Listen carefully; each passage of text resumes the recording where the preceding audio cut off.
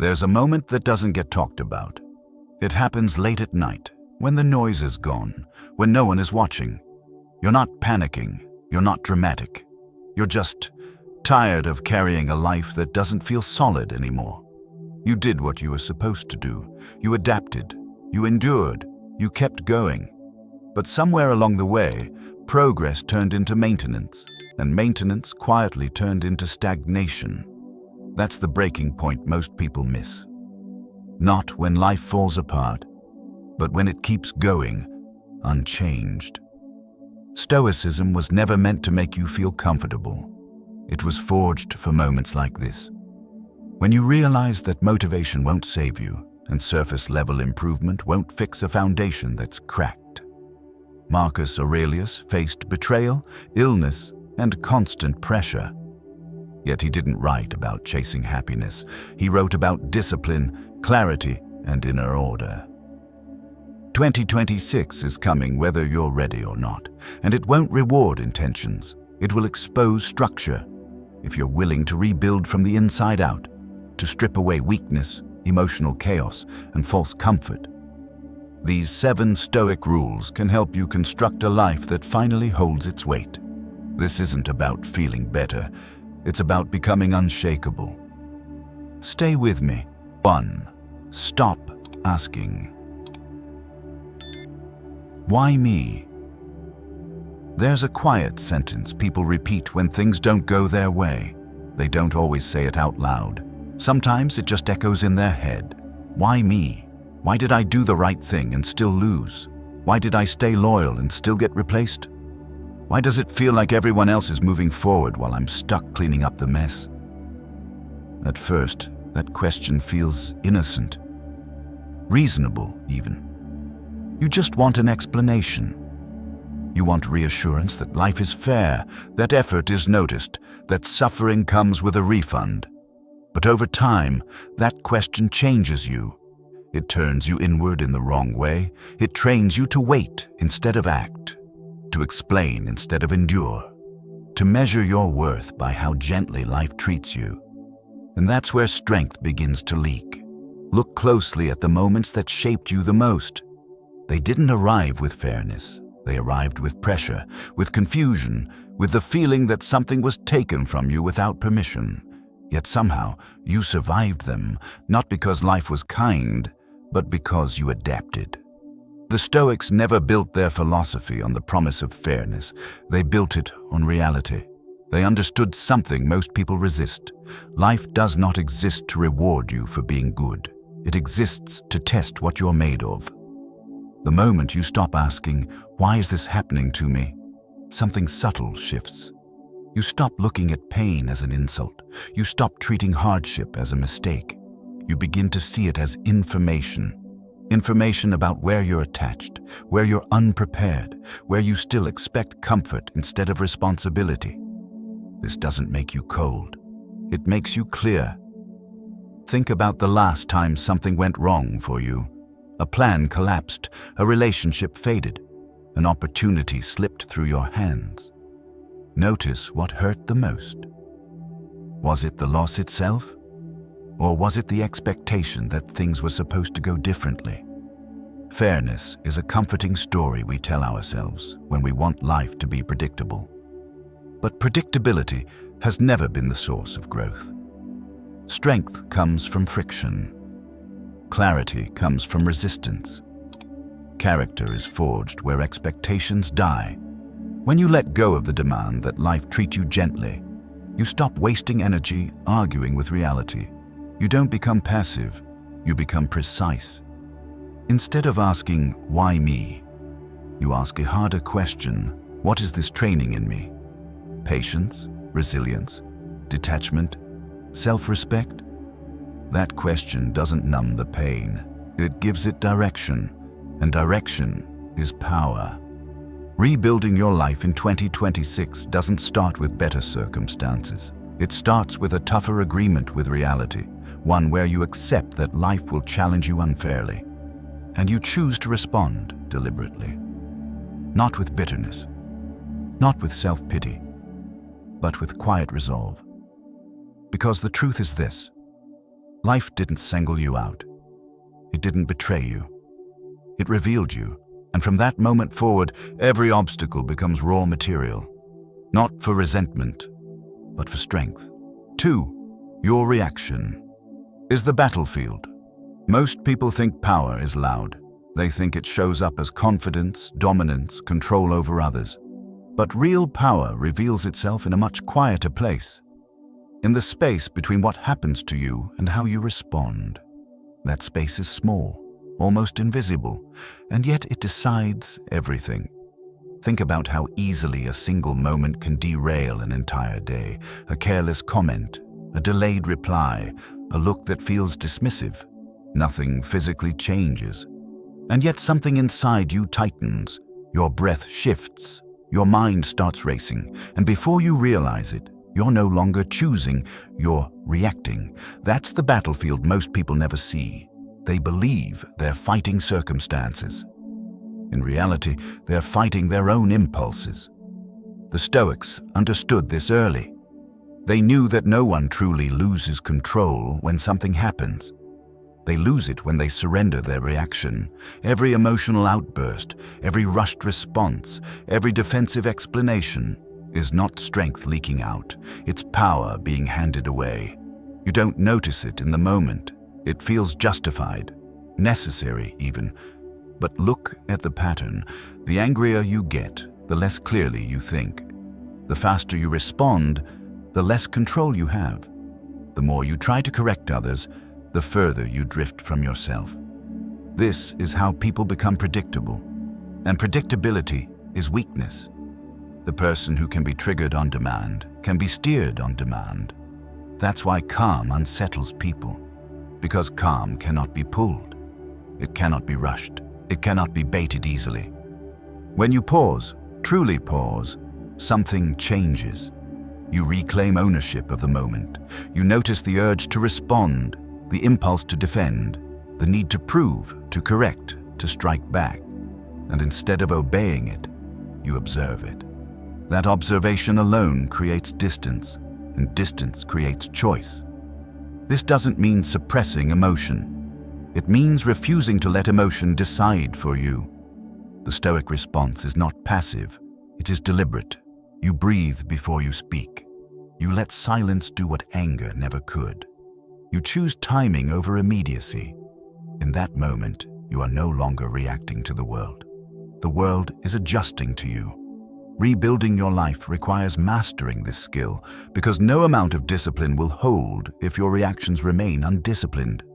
You can plan perfectly, work relentlessly, set the right goals. But if a single comment can pull you off course, if frustration can hijack your behavior, if emotion dictates your decisions, the structure collapses. Control doesn't come from dominating situations. It comes from governing yourself. When something provokes you, ask nothing, say nothing, do nothing. Yet, let the moment pass through you without resistance. Not because you're afraid, but because you're in command. The strongest position in any interaction is not the loudest voice, the sharpest remark, or the quickest reply. It's the person who remains steady while everyone else is being dragged by impulse. That steadiness compounds. Over time, people sense it. They speak more carefully around you. They hesitate before crossing lines. They adjust, not because you demanded respect, but because you embodied control. This is where rebuilding truly begins. Not in grand gestures, not in dramatic change, but in the quiet decision to never give your power away in a moment you don't need to win. Because the calmest person in the room is never fighting the hardest battle. They already won it, within. 3. Choose hard now, or life will choose it for you. Comfort rarely announces its cost. It arrives quietly. Soft routines, easy choices, small concessions you tell yourself don't matter. You rest instead of pushing. You postpone instead of confronting. You choose relief over resistance, just for today, and nothing bad happens, at least not immediately. That's how comfort wins. not by destroying you outright, but by slowly weakening your tolerance for difficulty. The problem isn't that life becomes easy. The problem is that you become fragile. The Stoics saw this pattern clearly. They understood that a man who avoids discomfort doesn't avoid pain. He delays it.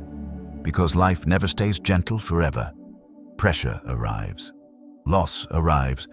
Uncertainty arrives, and when it does, those who trained only in ease collapse under weight they never prepared to carry. This is why the Stoics practiced hardship voluntarily. Not out of self-punishment, but out of foresight.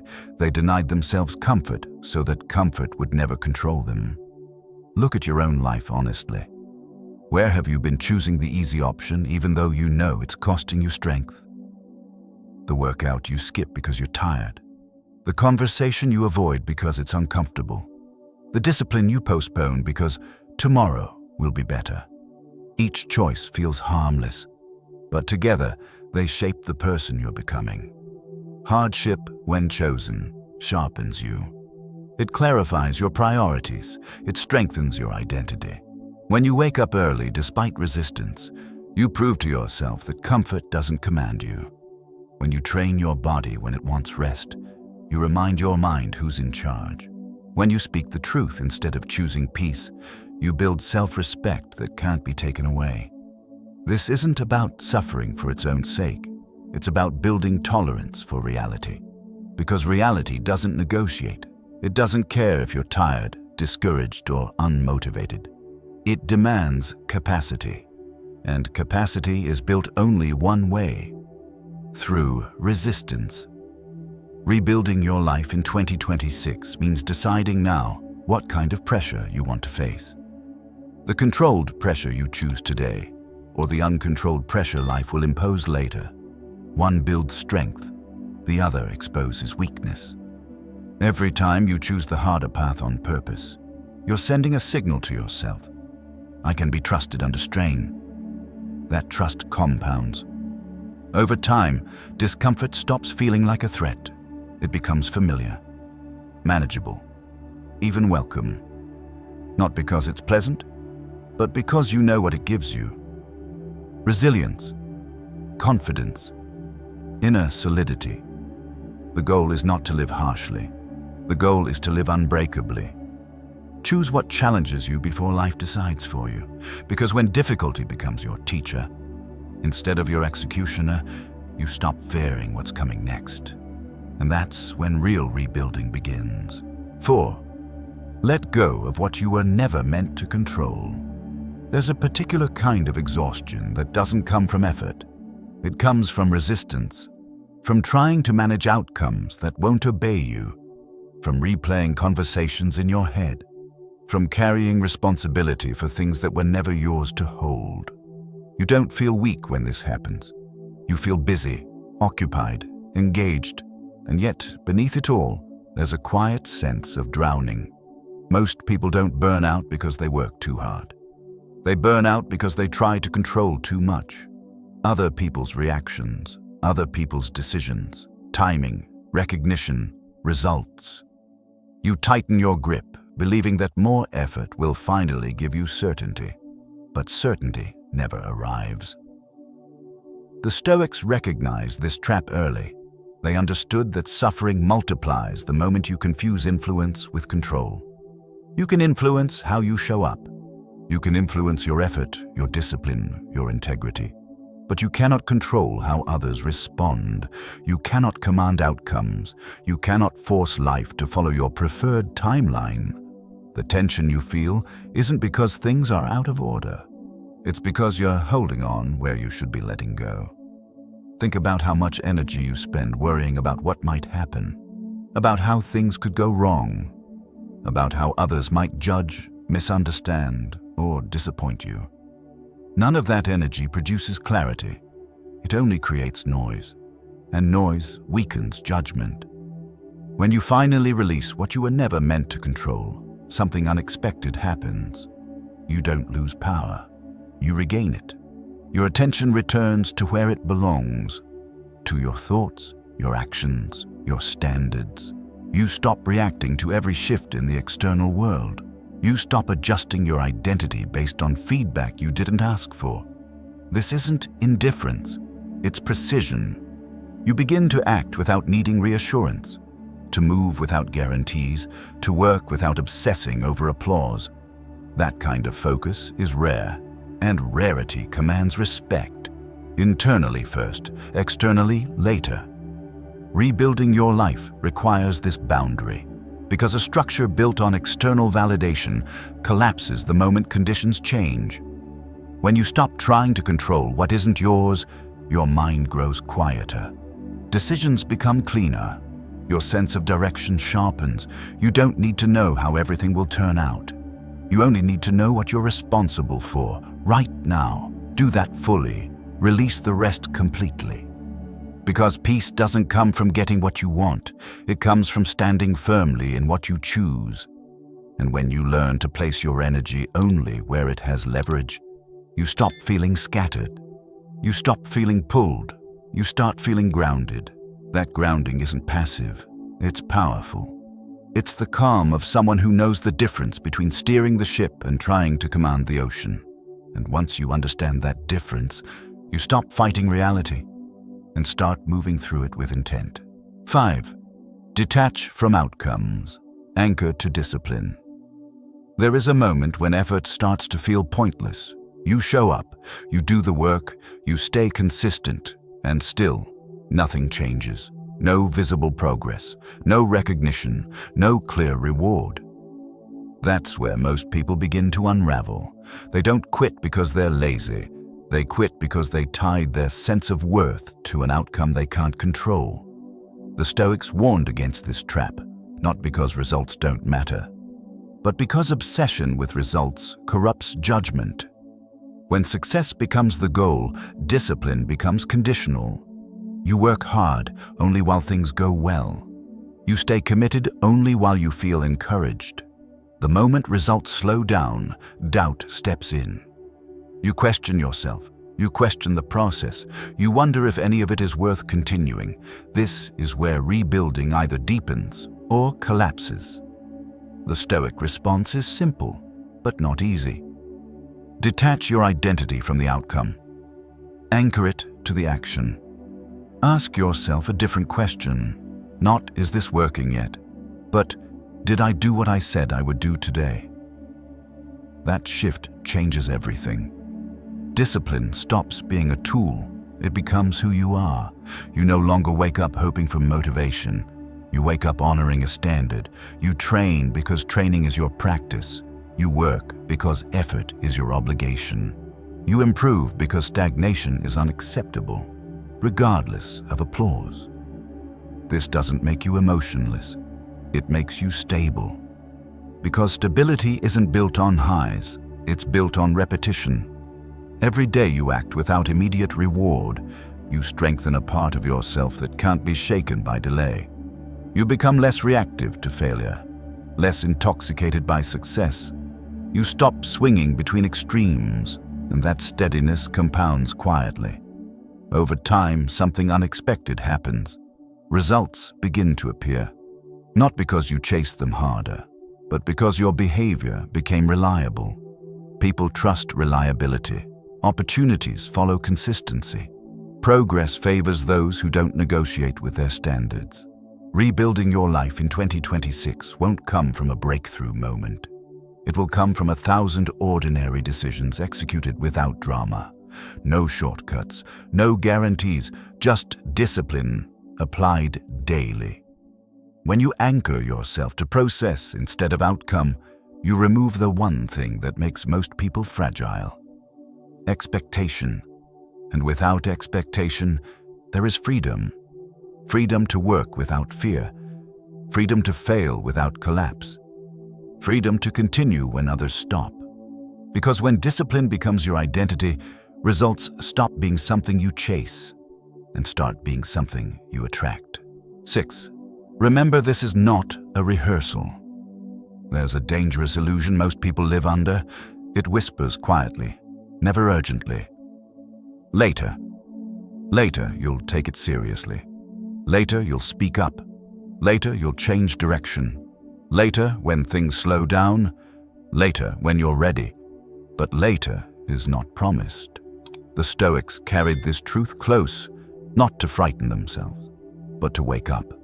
They understood that forgetting death doesn't make life longer. It only makes it smaller. When you live as if time is unlimited, you tolerate what you shouldn't. You stay in situations that drain you. You delay decisions that demand courage. You accept a version of yourself you don't respect, not because you want to, but because there's no urgency forcing clarity. Memento mori is not about morbidity. It's about precision. It cuts through excuses. It strips away distraction. It asks a single, uncomfortable question. If this were your last year, would you still be living this way? Suddenly, trivial problems lose their grip. Petty conflicts feel irrelevant.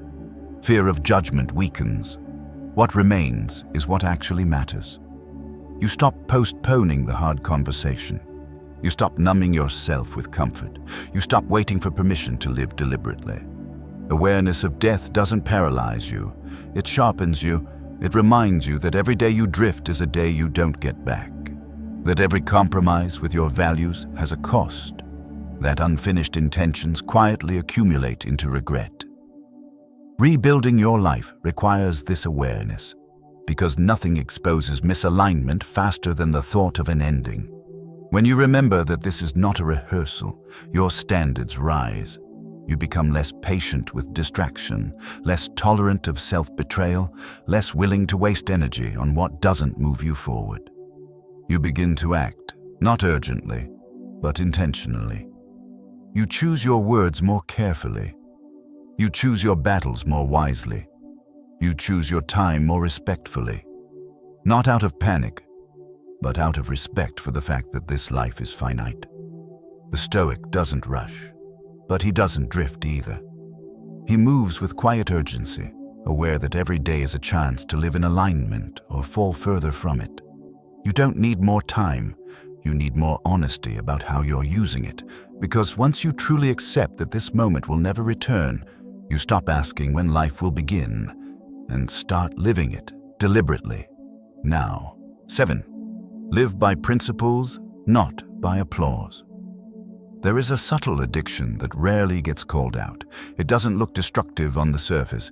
In fact, it often looks like success. Approval. Being seen as capable. Being respected.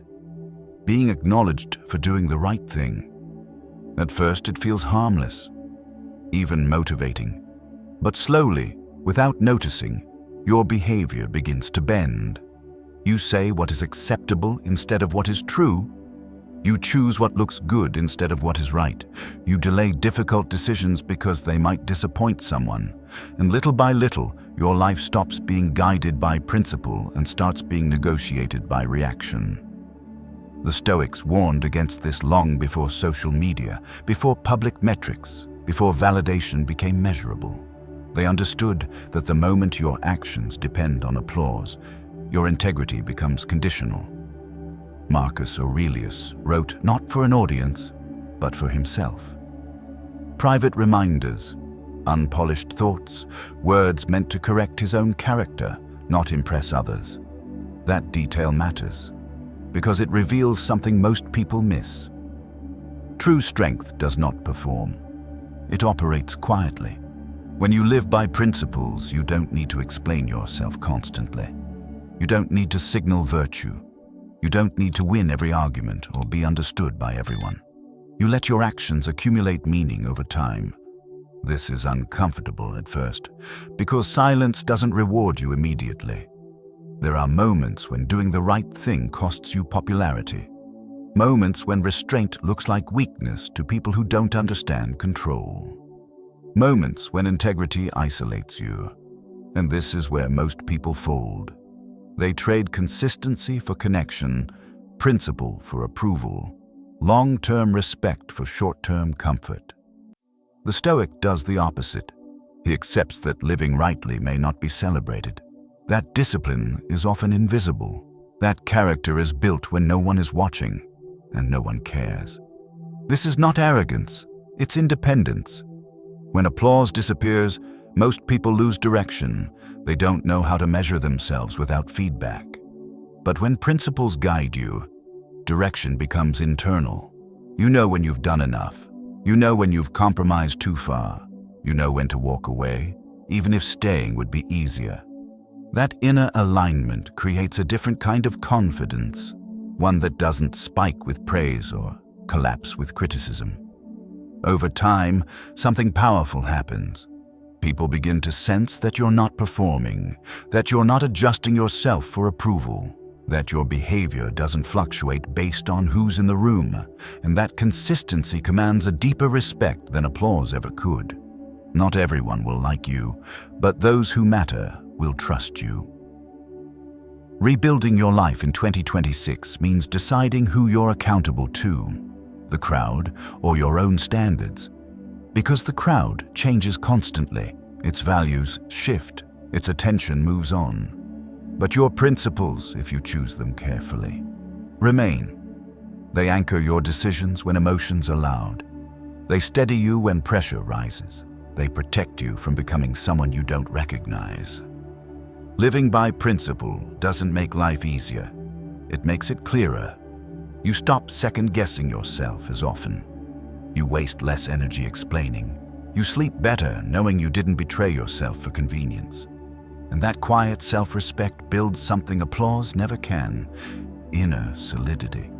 When everything external is stripped away, status, praise, validation, what remains is who you truly are.